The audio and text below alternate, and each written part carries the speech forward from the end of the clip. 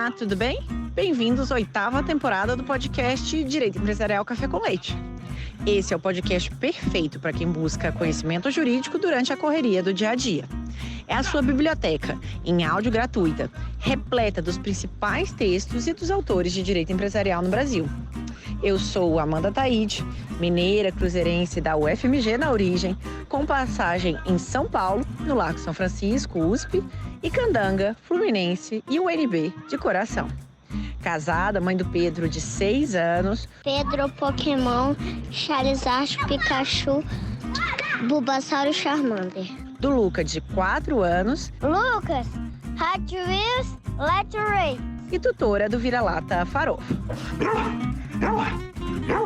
Sou professora da UNB e consultora no Pinheiro Neto Advogados, nas áreas de Direito da Concorrência, Comércio Internacional, Defesa Comercial e Interesse Público, Compliance, Anticorrupção, Acordo de Leniência e Negociação de Sanções e Direito Empresarial em geral.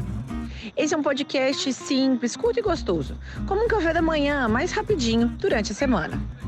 Você quer navegar pelo podcast?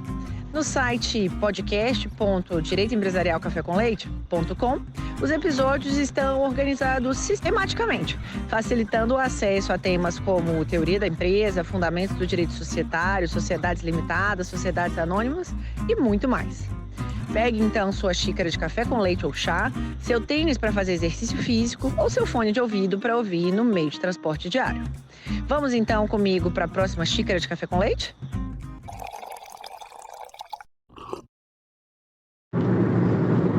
Todos os nossos ouvintes certamente conhecem o professor Fábio Coelho.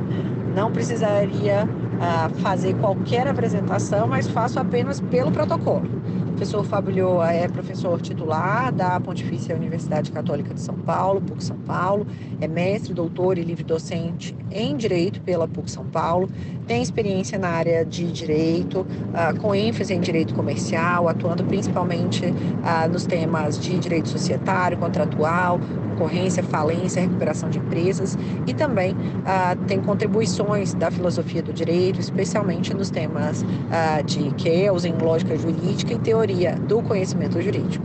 Professor Fábio, é uma alegria enorme tê-lo aqui mais uma vez do nosso podcast, para o senhor poder apresentar aqui de um modo simples, curto e gostoso, esse seu novo livro, Direito e Verdade. Amanda, eu aqui agradeço aí mais esse convite seu para participar aqui do seu podcast, falar desse meu próximo livro, no Direito e Verdade. Eu digo, esse seu podcast é um trabalho fantástico, Amanda. Ele é a biblioteca de direito empresarial do nosso tempo, né? Parabéns aí. Sempre que você me convidar, virei com o maior prazer. Então, professor, conta pra gente qual que foi a motivação para escrever sobre esse livro, Direito e Verdade, que acaba saindo aí, pelo menos à primeira vista, do nosso radar do direito empresarial estrito sensu. Conta pra gente como que foi o processo de escrita desse livro também. Amanda, é bem interessante isso. Eu acho que, claro, tem todas as especializações, a nossa especialização de direito empresarial, a gente ama direito empresarial, a gente está sempre se dedicando ao estudo dessa matéria fascinante, tudo, né? Mas qualquer que seja a especialização do profissional, do advogado, do estudante, do juiz, né? Eu acho que ele ganha muito em fazer reflexões que fogem das suas questões do dia a dia, né? Reflexões de filosofia do direito, né? Eu sei que essa matéria, filosofia do direito, ela não tem enfim, não tem um grande ibope e tal, não tem o apreço desmensurado dos alunos, dos professores, dos profissionais, mas olha, é importante a gente prestar atenção para essas matérias mais genéricas, né? E diria, Amanda, é importante em momentos como o nosso, momento atual, né? A inteligência artificial está aí, está mudando muita coisa, né? E quem vai ter condições de se reposicionar, ninguém sabe exatamente o que vai acontecer de mudança, né? A gente sabe que vai mudar muita coisa, mas quem vai conseguir se reposicionar são aqueles profissionais que, além de ter a sua especialização aqui, ali, acolá, são aqueles profissionais que têm uma visão ampla do direito e que, em momentos de mudanças fundamentais, como esta que está se avizinhando, né, tem condições de sair da sua especialização e ir para outra especialização, né? Aquele profissional que deixa de lado essas reflexões de filosofia do direito, não dá importância para elas, né, pode ser surpreendido por uma mudança tão grande na sua trajetória que faz com que a sua especialização, enfim, desapareça até, vamos dizer assim, né? Mas se ele tem conhecimento de filosofia, teorias geral do direito, enfim, ele tem essa visão mais ampla do direito, ele consegue se reacomodar em outras áreas, né? Eu acho que isso é importante, a gente ter clareza quanto a isso, principalmente os nossos os nossos jovens colegas, os estudantes de graduação ainda, tal, né?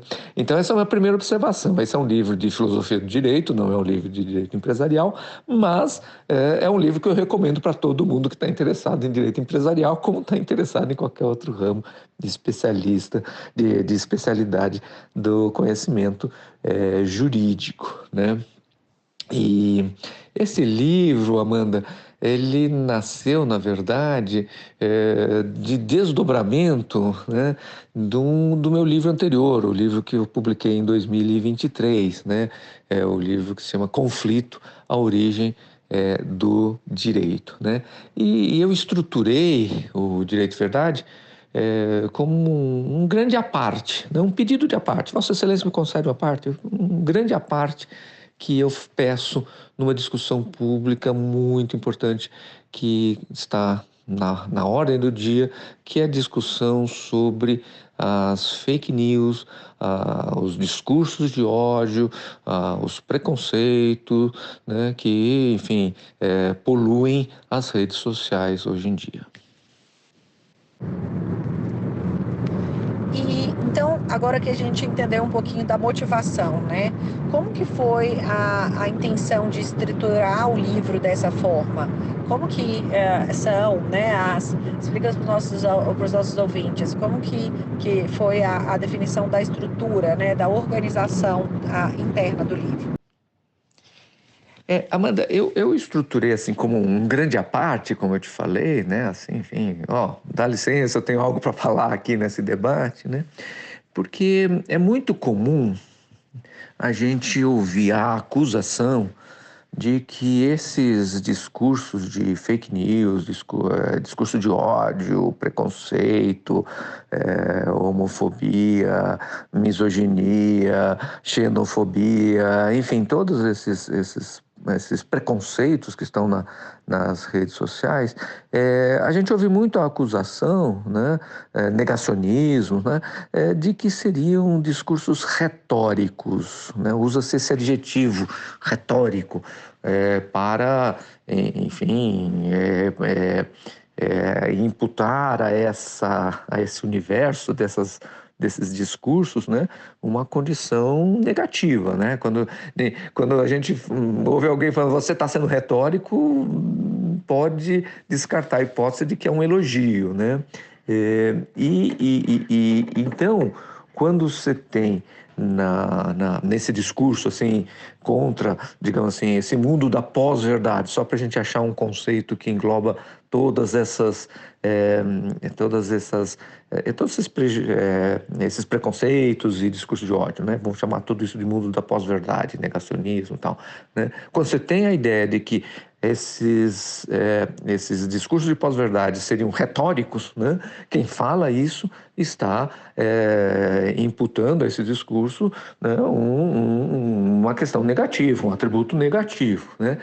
A parte que eu levanto nesse meu livro, Direito e Verdade, é no sentido de, pera lá, a retórica é um conhecimento útil a retórica é um conhecimento necessário, né? E o discurso da pós-verdade não é retórica, né?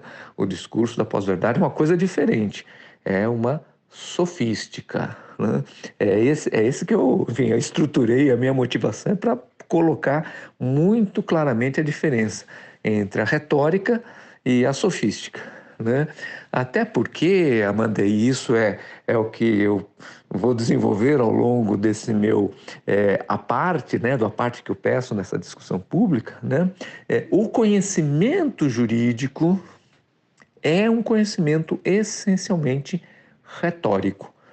É um conhecimento fundado não em premissas verdadeiras ou falsas, né? É um conhecimento que lida com outro tipo de valorações dos enunciados, né?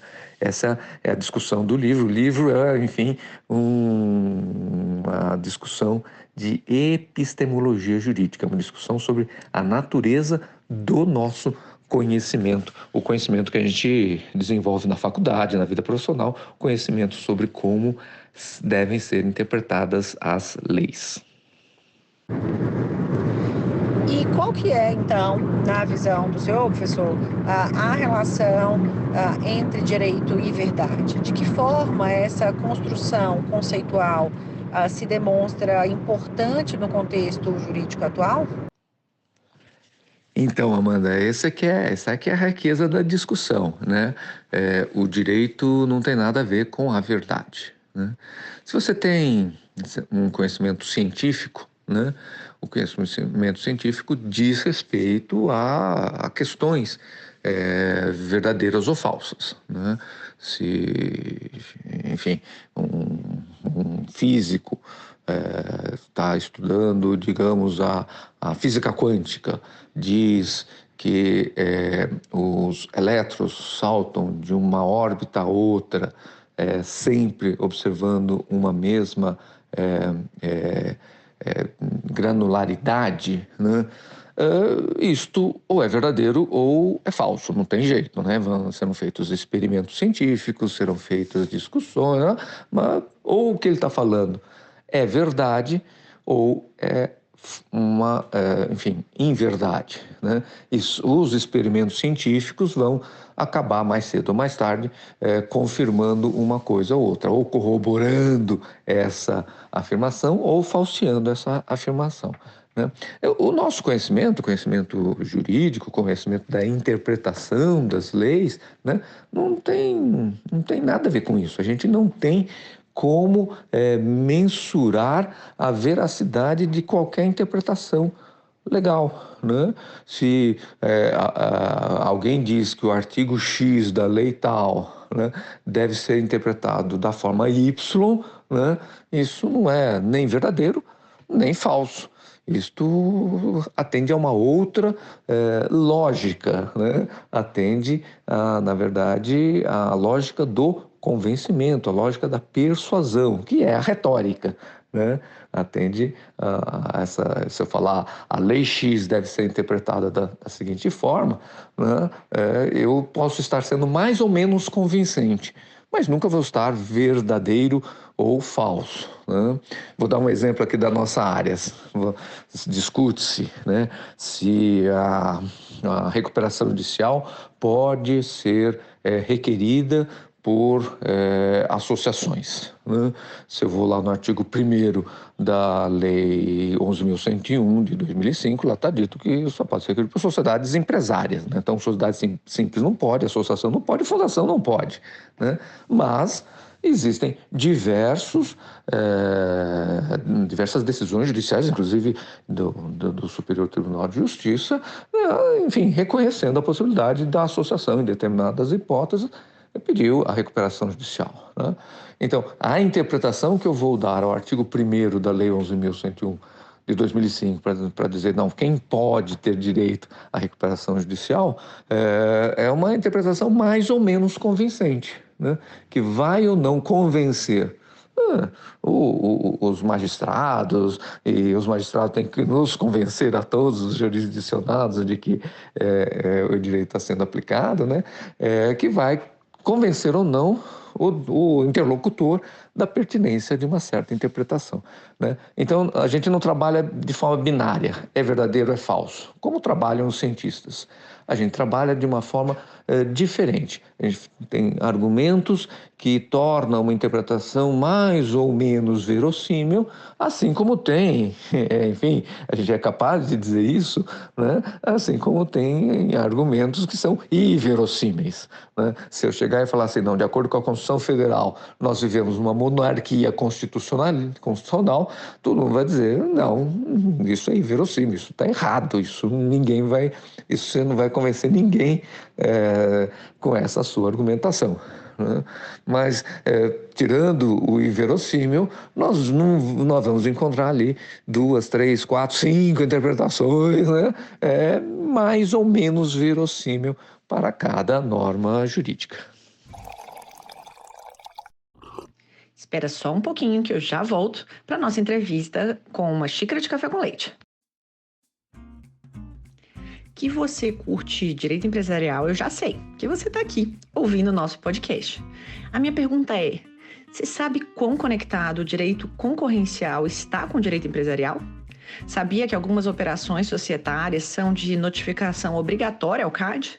E que algumas cláusulas contratuais, como exclusividade, raio, não concorrência, definição de preços de revenda, podem atrair preocupação concorrencial? E que algumas práticas, como recusa de contratar, discriminação de clientes, também podem ser acionadas no CAD? Você sabia que algumas empresas que, eventualmente, tenham combinado preços, dividido mercados, podem celebrar acordos de leniência com o CAD, obtendo até mesmo imunidade? E que essas empresas podem ser acionadas no âmbito do direito civil para ser responsabilizadas pelos danos que causaram aos seus clientes? Se você ficou curioso e interessado em como esse conhecimento pode contribuir na sua formação jurídica, eu faço um convite. Entra no site Pós em Direito Concorrencial e se inscreva na nossa nova pós-graduação, que eu estou lançando agora, no segundo semestre de 2024, totalmente virtual, registrada no MEC, com um conteúdo linear, completo e que vai te preparar para os problemas práticos que você vai enfrentar no dia a dia do direito empresarial. Espero você lá. Eu já peguei minha xícara de café com leite, vamos voltar para a nossa entrevista.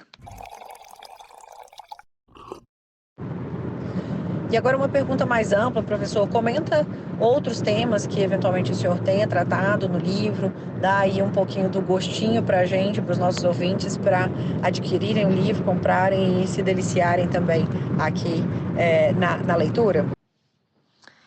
Então, Amanda, esse livro, na verdade, ele tem uma história engraçada na sua origem, né?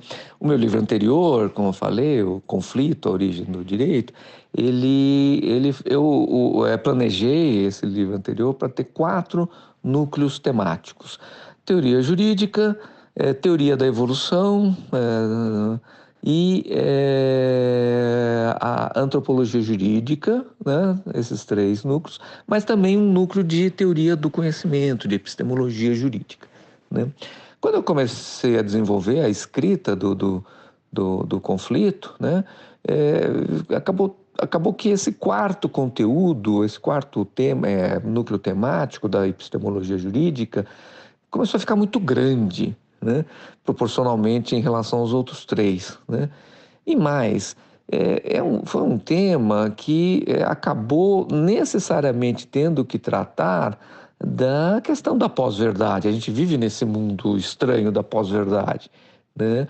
E aí eu estava me afastando muito da origem do direito, né? Estava falando muito do direito presente lá da origem lá atrás, né?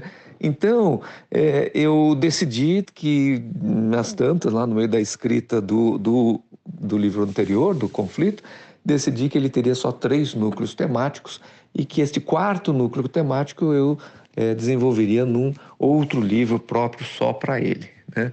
E esse outro livro que é o Direito e Verdade, né? Então ele trata, né, por exemplo, de uma discussão sobre o que diferencia, o que demarca a ciência dos conhecimentos não científicos, né? Isso é uma contribuição bem interessante aí que acho que os interessados nessa discussão vão encontrar no Direito e Verdade, né? Então, o livro começa dizendo, olha, ciência é isso, funciona assim e, portanto, direito não é ciência. O conhecimento jurídico, o conhecimento de como a interpretação das leis deve ser feito, não se enquadra nisso que a gente define como ciência, né? Aí a gente transita pela discussão do que vem a ser aquilo que a gente chama de humanidades, né? A sociologia, a psicologia, a história, a economia, direito, né? Qual é o estatuto epistemológico desse conhecimento? Então, se você tem... você pode falar em ciências humanas, né? Eu vou dar a resposta que não, né? Mais uma vez, quando a gente olha para o que é a ciência, física, química, astronomia, genética, quando a gente olha para esses conhecimentos, eles têm características muito diferentes das características do conhecimento das humanidades, né? E aqui existe um ponto muito importante que eu ressalto e que eu, enfim, pretendo ter demonstrado no livro Direito e Verdade, é que não existe hierarquia entre esses saberes. Os estudiosos das humanidades acabam tendo aquilo que durante muito tempo era uma inveja do desempenho que as ciências naturais apresentam, né? Então a gente gostaria de ter um conhecimento do humano, psicologia, história, economia, direito, né? Um conhecimento das humanidades tão eficiente quanto temos da natureza, né? A gente, enfim, manda foguete para a Lua, né? A gente fabrica vacinas, a gente fabrica, enfim, aparelhos celulares de comunicação, então, todas essas coisas fantásticas que funcionam, né? Mas quando a gente vai tentar, digamos assim, pôr ordem na sociedade, não, vamos definir isso daqui como um crime para organizar a sociedade e as pessoas deixarem de fazer isso, aquilo, né? A gente vê que não tem a mesma eficiência, né? E os estudiosos das humanidades ficam às vezes com inveja do seu colega das ciências naturais e fica procurando um meio de fazer esses seus conhecimentos serem científicos, né? E eu mostro isto não tem como prosperar, não existe essa alternativa, né? E mais, é bom que não exista essa alternativa, é bom que as humanidades não sejam ciência, é bom que o conhecimento do direito não seja científico, né? Quando você tem um conhecimento das humanidades que se pretende ciência, isso aconteceu todas as vezes ao longo da história, e eu mostro isso, a gente vai parar na antessala da eugenia. Quando a gente quer transformar todos os comportamentos sociais que são contrários à norma em uma questão cientificamente definida, a gente chega às conclusões eugênicas, né? Foi isso que aconteceu ao longo de toda a história aí dessas tentativas de transformar o direito numa ciência como são as ciências naturais, né? Então é hora de a gente abrir mão disso, é hora dos cultores das humanidades, dos estudiosos das humanidades se contentarem com o seu saber retórico e cultivarem esta retórica com tudo que ela tem de riqueza, com tudo que ela tem de proveitoso, para tudo que ela dá de proveito, que ela traz de proveito para a sociedade, né? Este é mais um outro tema que o livro apresenta, que é a história desse conhecimento, a história desse conhecimento retórico, né? Um conhecimento que nasce lá na Grécia, né, com Aristóteles, né, e que depois tem um apagamento muito grande ao longo aí da Idade Média e Idade Moderna, né? Cristianismo, racionalismo, iluminismo, positivismo em pleno século XX, tudo isso vai apagando a retórica, né, para ela ressurgir nos anos 1960, num trabalho de dois grandes pensadores, o Perelman e a Lucy Obrecht-Teca, né, através da nova retórica. Né? Então tem essas diversas vertentes no livro Direito e Verdade. Tem a discussão sobre o que é ciência, discussão sobre o que é humanidades, discussão sobre o que é retórica, e é tudo isso para situarmos o nosso conhecimento, o conhecimento do direito, né, nesse mosaico aí das epistemologias, dos estatutos de conhecimento que a gente tem. E de que modo que o senhor entende que alunos de graduação, pós-graduação, profissionais do direito, em especial aqui do direito empresarial, que é o nosso público, que a gente pode contribuir nessa construção do direito e da verdade? Quando a gente tem, Amanda, noção do estatuto, né, da natureza do nosso conhecimento jurídico, conhecimento da interpretação das leis, né, e a gente percebe que ele não é um conhecimento científico, que ele é um conhecimento retórico, né? A gente, de um lado, a gente fica mais livre, né? Porque o conhecimento científico é aquele que vai trazer a única verdade, né? Vai discutir muito, vai demorar muito até chegar à verdade depois de muito debate, etc. Mas um dia o cientista diz, isto é assim, não é assado. A Terra gira em torno do Sol, o Sol não gira em torno da Terra, né? Então, veja que o conhecimento da ciência vai chegar a uma verdade e vai excluir todas as demais possibilidades. Nós estamos livres disso, não existe a verdadeira interpretação da norma jurídica.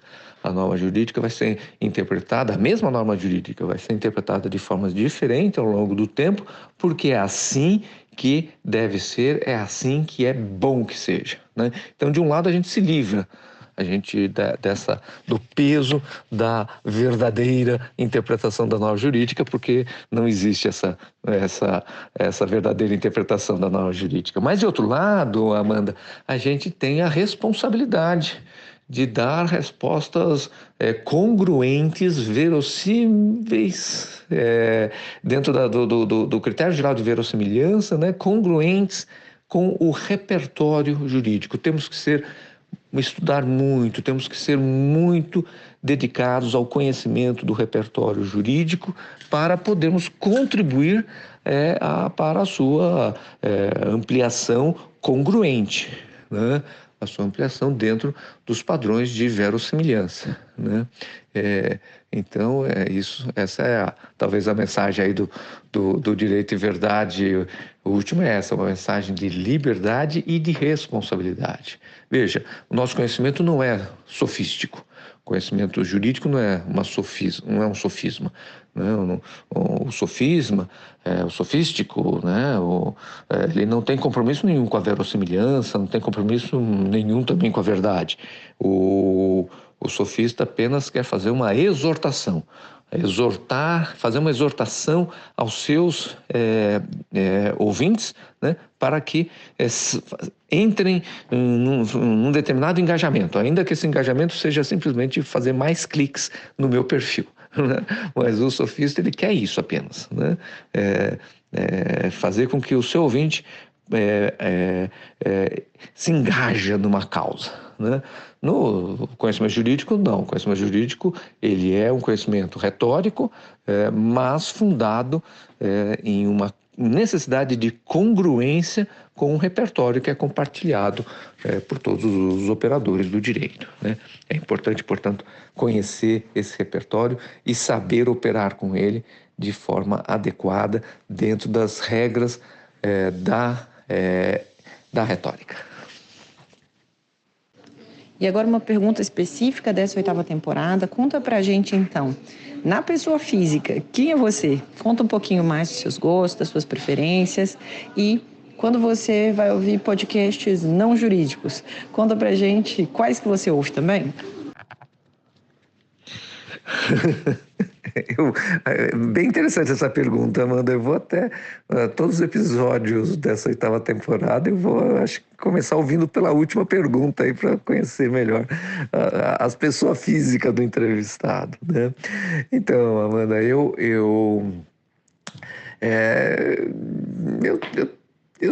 tenho eu tenho diversos interesses, mas sou uma pessoa mais caseira, sou uma pessoa assim, eu gosto de rotina, né? Tenho lá a minha assinatura da OSESP, vou lá assistir as apresentações da Orquestra Sinfônica do Estado de São Paulo, lá na Sala São Paulo.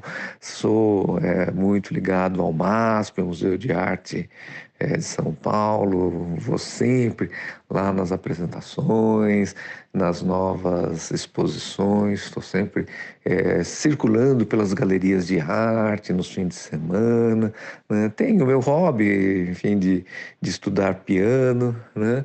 E gosto muito de ler. Eu leio muito, Amanda. Eu leio muito. Eu leio de tudo. Não só direito e não só direito empresarial, né? Eu tenho um interesse bastante diversificado em termos de leituras, né? Gosto de diversos temas, né? Então é isso, a minha vidinha é essa aí. Trabalhar, dar minhas aulas lá na PUC, né? Sempre que tiver o máximo possível de rotina nisso, eu vou estar feliz, né? Não sou de fazer, de apreciar grandes quebras do rotineiro, né? Acho que é isso. Não sei, essa sua pergunta é muito difícil. E Amanda, então, só para me despedir aí, mais uma vez, muito obrigado pelo convite. Eu fico sempre muito feliz de participar aqui do podcast aí do Café com Leite. É uma coisa que realmente, enfim, você sempre me convidar, eu vou aceitar com o maior prazer. Tá? Um grande abraço para você, um grande abraço aí a todos os nossos ouvintes também. Até logo.